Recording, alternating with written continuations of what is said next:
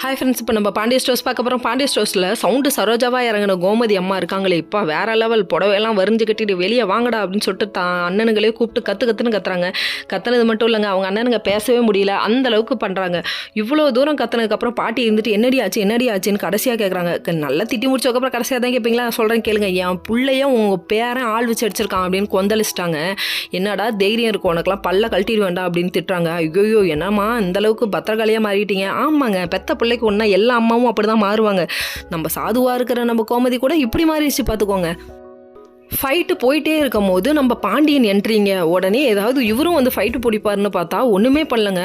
அப்படியே புள்ள மேலே உள்ள கோவத்தில் சாந்தமாக போய் உள்ளே உட்காந்துட்டாரு. அது ஒரு பக்கத்து கொஞ்சம் காண்டாக இருந்தாலும் நம்ம கோமதி அம்மா நான் ஒரு ஆளே போதுண்டா அவங்களெலாம் அடித்து தூக்க அப்படின்னு சொல்லி திட்டாங்க.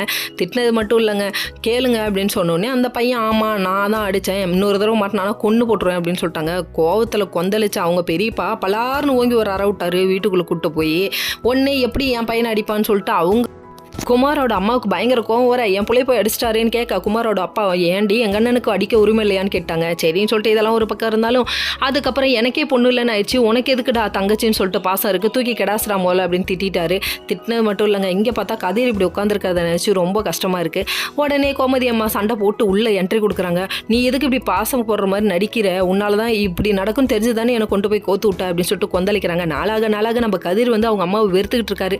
ஏன்னா பண்ணது பூரா கோமதி அம்மா தான். அப்புறம் வெறுக்காமல் எப்படி இருப்பாங்க? மீனாவும் நம்ம ராஜு நடந்து வந்துட்டு இருக்காங்க. ஓகே ஃப்ரெண்ட்ஸ், நெக்ஸ்ட் வீடியோவில் பார்ப்போம்.